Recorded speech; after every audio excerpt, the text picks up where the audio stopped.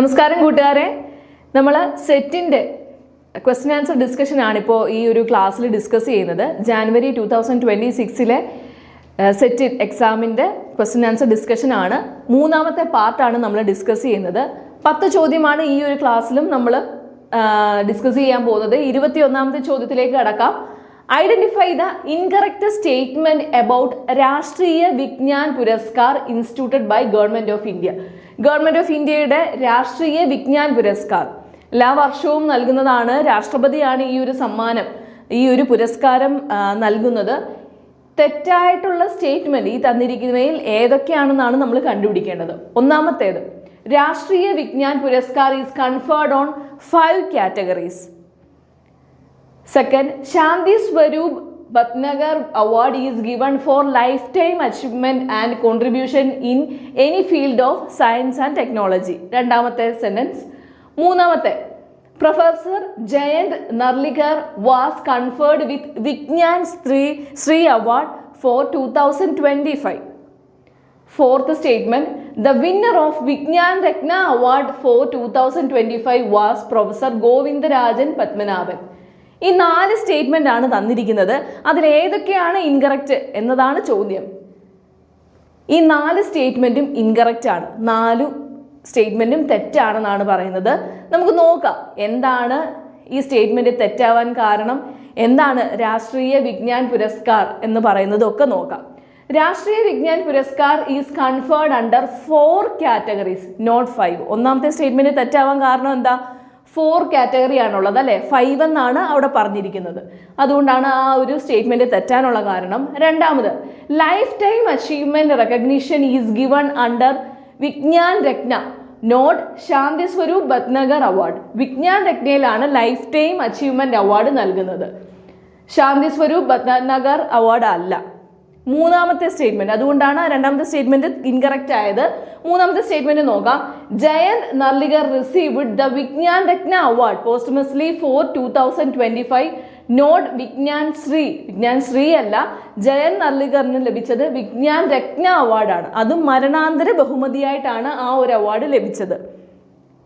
നാലാമത്തെ statement, Govindaraj Padmanabhan was Vigyan Ratna awardee for 2024, not 2025. എന്തൊക്കെ കഷ്ടപ്പെട്ടാണ് ഈ ഒരു ചോദ്യം ഇങ്ങനെ ഇൻകറക്റ്റ് ആക്കിയത് അല്ലേ? പെട്ടെന്ന് മനസ്സിലാക്കാൻ ബുദ്ധിമുട്ടാവും. 2024 ജേതാവാണ് ഗോവിന്ദരാജൻ പത്മനാഭൻ, 2025 അല്ല. അതാണ് ഈ ഒരു 4 സ്റ്റേറ്റ്മെന്റും ഇൻകറക്റ്റ് ആവാനുള്ള കാരണം. നമുക്ക് അടുത്ത ചോദ്യത്തിലേക്ക് കടക്കാം. 22ാമത്തെ ചോദ്യം, identify the correct statement about Thar desert in India. മറ്റേത് നമ്മൾ മുന്നിൽ കണ്ട ചോദ്യം ഇൻകറക്റ്റ് ആയിട്ടുള്ള സ്റ്റേറ്റ്മെന്റ് കണ്ടുപിടിക്കുക എന്നുള്ളതാണ്. ഇത് കറക്റ്റ് ആയിട്ടുള്ള സ്റ്റേറ്റ്മെന്റ് കണ്ടുപിടിക്കുക. അപ്പോൾ ഒരു കൺസെപ്റ്റിനെ പറ്റി അതിഡീപ്പായിട്ടുള്ള ഒരു നോളജ് ഒരു കുട്ടിക്ക് ഉണ്ടാവണം. എങ്കിൽ മാത്രമേ ഈ സ്റ്റേറ്റ്മെന്റിൽ ഏതാണ് കറക്റ്റ് ഏതാണ് ഇൻകറക്റ്റ് എന്നുള്ളൊരു തിരിച്ചറിവ് ഉണ്ടാവാൻ പറ്റുള്ളൂ അല്ലേ? അപ്പോൾ ഒന്നാമത്തെ സ്റ്റേറ്റ്മെന്റ് നോക്കാം. Thar desert has a total area of approximately 2 lakh square kilometers. ശരിയാണോ എന്ന് നമുക്ക് നോക്കാം. The desert spread across the state of Rajasthan, Gujarat and Haryana. 3. The Thar desert is divided into Marudhali and Bagar. The longest river flowing through the desert is Luni. ഈ 4 statement ആണ് തന്നിരിക്കുന്നത്. ഇവയിൽ ഏതൊക്കെയാണ് correct ആയിട്ടുള്ള statement? ഇവ 4ഉം correct ആയിട്ടുള്ള statement തന്നെയാണ്. നമുക്ക് ഒന്നുകൂടി നോക്കാം, ഒന്നുകൂടി വിശദമായിട്ട് പറയാം. ഥാർ ഡെസേർട്ട് എന്ന് പറയുന്നത് അപ്രോക്സിമേറ്റ്ലി 2 lakh square kilometers ആണുള്ളത്. ഇതിന്റെ ലൊക്കേഷൻ എവിടെയാണ്? രാജസ്ഥാനിലാണ്. ഒരു 60% ഥാർ ഡെസേർട്ട് ഉള്ളത് രാജസ്ഥാനിലാണ്. പിന്നീട് ഗുജറാത്തിലും ഹരിയാനയിലും പഞ്ചാബിലും ഈ ഡെസേർട്ട് ഇങ്ങനെ പടർന്നു കിടക്കുന്നു. അതേപോലെ മരുസ്ഥാലി ആണ്, അതേപോലെ ബാഗറിലാണ്. മരുസ്ഥാലി എന്ന് പറയുന്നതാണ് പ്യുവർ ആയിട്ടുള്ള ആ ഡെസേർട്ട് ഏരിയ. പക്ഷെ മിക്സ്ഡ് ആയിട്ട് ആ ബാഗർ എന്ന് പറയുന്ന സ്ഥലത്തുമുണ്ട്. അതേപോലെ ലൂണി എന്ന് പറയുന്ന ഒരു റിവർ ആ ഒരു താർ ഡെസേർട്ടിന്റെ ലോങ്ങസ്റ്റ് റിവറായിട്ട് ഫ്ലോ ചെയ്യുന്നുണ്ടെന്നാണ് പറയുന്നത്. ആ 4 സ്റ്റേറ്റ്മെന്റും ഈ ഒരു ചോദ്യത്തിലെ കറക്റ്റ് ആണ്. അടുത്ത ചോദ്യം നോക്കാം. 23ാമത്തെ ചോദ്യം, select 1 word from the option that gives the same meaning of the underlined words. ഒരു അണ്ടർലൈൻഡ് ആയിട്ടുള്ളൊരു സെൻറ്റൻസ് തന്നിട്ടുണ്ട്, ഒരു വേർഡ് തന്നിട്ടുണ്ട്. അതിൻ്റെ വൺ വേർഡ് നമ്മൾ കണ്ടുപിടിക്കാനാണ് ചോദ്യം തന്നിരിക്കുന്നത്. The protagonist of the novel is A person who hates or dislike anything new or innovative. ഒരു പുതുമയുള്ള ഒരു പുതിയ ആശയം കൊണ്ടുവന്നാൽ എപ്പോഴും അതിനെ ഡിസ്ലൈക്ക് ചെയ്യുന്ന ഒരു വ്യക്തിയെ, ആ വ്യക്തികളെയൊക്കെ എന്താണ് നമ്മൾ പറയപ്പെടുന്നത്, എന്താണ് അറിയപ്പെടുന്നതെന്നാണ് ചോദ്യം. അതാണ് അണ്ടർലൈൻഡ് ആയിട്ടുള്ള ആ ഒരു സെൻറ്റൻസ്. നോക്കാം. മിസിയോളജിസ്റ്റ് ആണോ, മിസിയോണിസ്റ്റ് ആണോ, ഫിലിസ്റ്റൈൻ ആണോ, അതേപോലെ പെസിമിസ്റ്റ് ആണോ? ഉത്തരം ഏതാണ്? മിസോണിയസ്റ്റ് ആണ്. A person who hates or dislike anything new or innovative, അതാണ് മിസിയോണിസ്റ്റ് എന്ന് പറയുന്നത്. ഇനി നോക്കാം, മിസിയോളജിസ്റ്റ് എന്താണ്? മിസിയോളജിസ്റ്റ് എന്ന് പറയുന്നത് hated of logic or reasoning. എന്തെങ്കിലും ലോജിക്കലായിട്ടുള്ള ഒരു കാര്യം കൊണ്ടുവന്നാൽ അത് ഹേറ്റ് ചെയ്യുന്ന ഒരാൾ, ഡിസ്ലൈക്ക് ചെയ്യുന്ന കാര്യങ്ങൾ, എപ്പോഴും അത് ലോജിക്കലായിട്ടൊരു കാര്യം പറഞ്ഞാൽ ഇതൊക്കെ വെറുതെ ആണ് എന്ന് ചിന്തിക്കുന്ന ഒരാൾ. ഫിലിസ്റ്റൈൻ എന്താണ്? Holistic toward the culture and the arts. എന്തെങ്കിലും കലാപരമായോ അല്ലെങ്കിൽ എന്തെങ്കിലും കൾച്ചർപരമായ ഒരു കാര്യങ്ങളൊക്കെ കൊണ്ടുവന്നാൽ അതിനോട് തീരെ താല്പര്യമില്ലാത്ത വ്യക്തികളെയാണ് ഫിലിസ്റ്റൈൻ എന്ന് പറയുന്നത്. അതേപോലെ പെസിമിസ്റ്റ് എന്താണ്? ഏതൊരു കാര്യം പറഞ്ഞാലും എപ്പോഴും നെഗറ്റീവ് ആവുന്ന ചില കൂട്ടരുണ്ടാവും അല്ലേ? എന്തൊരു പുതിയ ആശയമോ അല്ലെ എന്ത് കൊണ്ടുവന്നാലും എപ്പോഴും നെഗറ്റീവ് ആയിരിക്കും അവൻ്റെ ഔട്ട്കം എന്ന് പറയുന്ന ആളുകളുണ്ട് അല്ലേ? അവരെയാണ് പെസിമിസ്റ്റ് എന്ന് പറയുന്നത്. മനസ്സിലായെന്ന് വിശ്വസിക്കുന്നു. 24ാമത്തെ ചോദ്യത്തിലേക്ക് കടക്കാം. The scientific discipline biomimetics deal with. എന്താണ് ഈ ഒരു ബയോമിമിറ്റിക്സ് എന്ന് പറയുന്ന വേർഡ്? എന്താണ് അതിൻ്റെ ആ ഒരു അർത്ഥം? ഹ്യൂമൻ മിമിക്രി ഇൻ റോബോട്ടിക് ആണോ, ആനിമൽ ബിഹേവിയർ ഇൻ എക്കോസിസ്റ്റം ആണോ, imitating natures design in engineering and technology, 4 genetic cloning technique ആണോ? ഉത്തരം അറിയാം. Imitating natures design in engineering and technology. നമ്മുടെ പ്രകൃതിയിലെ എന്തെങ്കിലും ഒരു കാര്യങ്ങൾ നമ്മുടെ പുതുതായിട്ടുള്ള എഞ്ചിനീയറിംഗ് ടെക്നോളജിയിലും അഡോപ്റ്റ് ചെയ്യുന്ന ആ ഒരു കാര്യത്തിനെയാണ് എന്ത് പറയുന്നത്? ബയോമിമിറ്റിക്സ് എന്ന് പറയുന്നത്. ഓർത്തു വെക്കുക. നോക്കാം. Biomimetics or biomimicry is a scientific discipline that studies nature's structures system and processes and applies them to solve human problem. നമ്മുടെ പ്രകൃതിദത്തമായ കാര്യങ്ങൾ നമ്മളുടെ മനുഷ്യരാശിയുടെ പ്രശ്നങ്ങളെ സോൾവ് ചെയ്യാൻ വേണ്ടി ഉപയോഗിക്കുന്നതിനാണ് ബയോമിമിക്രി അല്ലെങ്കിൽ ബയോമിമിറ്റിക്സ് എന്ന് പറയുന്നത്. It involves copying or adapting designs from nature's to engineering.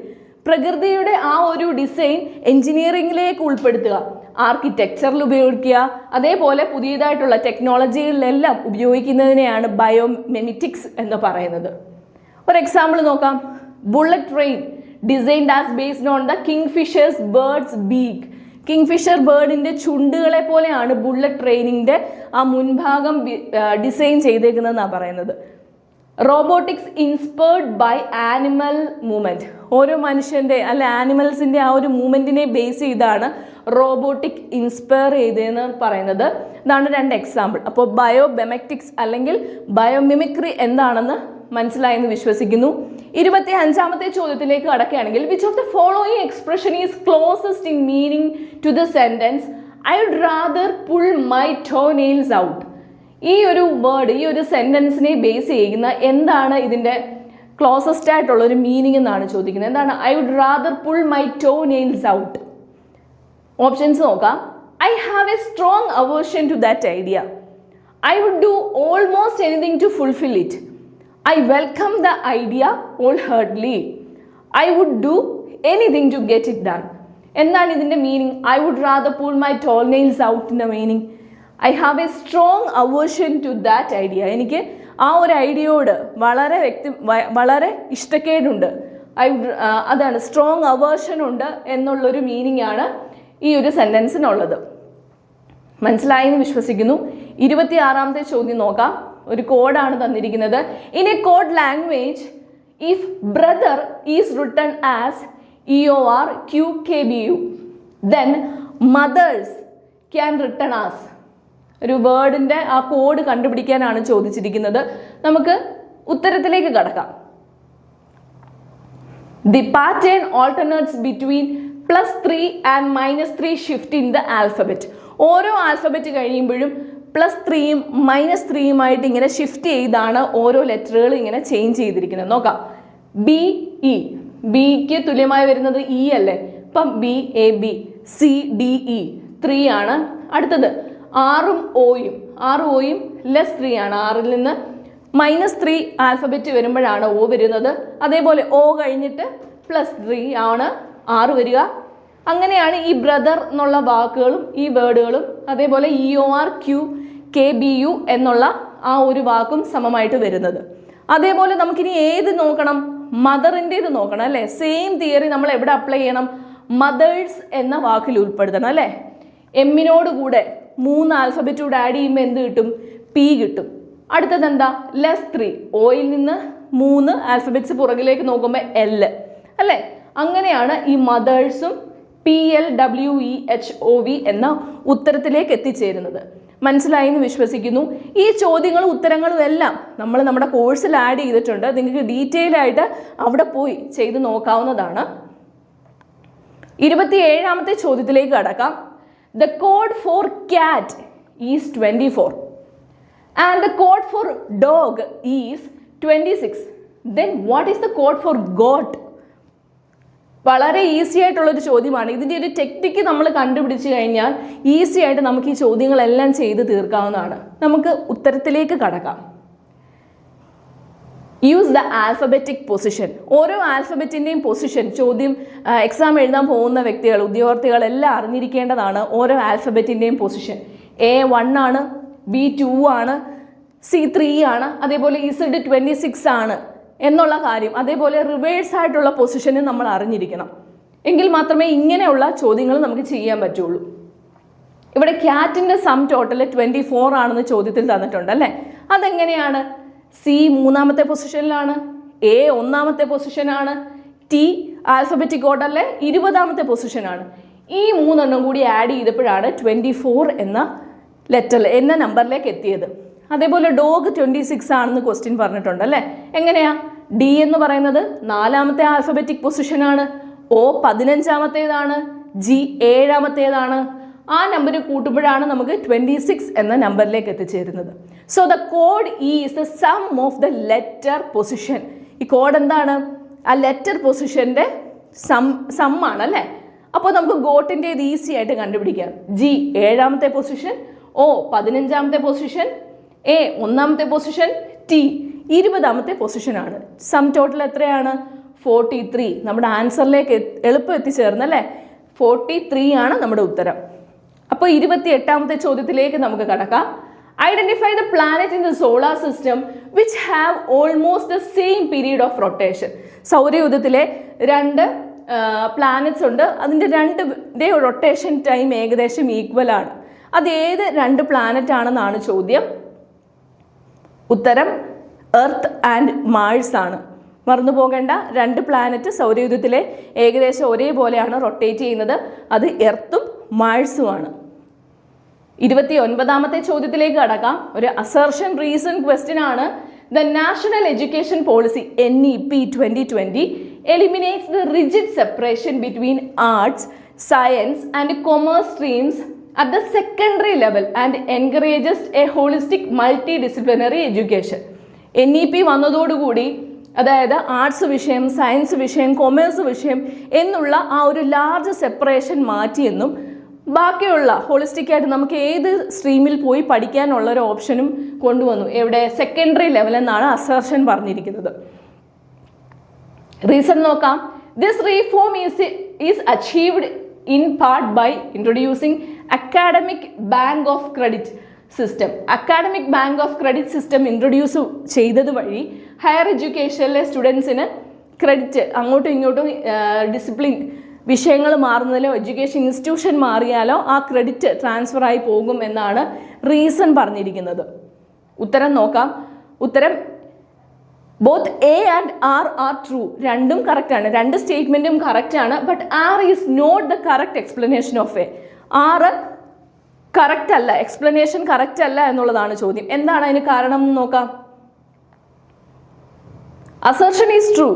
The National Education Policy 2020 clearly aims to remove rigid separation between arts, science and commerce stream, especially at secondary ലെവലിൽ ഇത് കുറയ്ക്കുന്നുണ്ട്. Multi disciplinary ലേണിങ്ങിന് hello ചെയ്യുന്നുണ്ട്.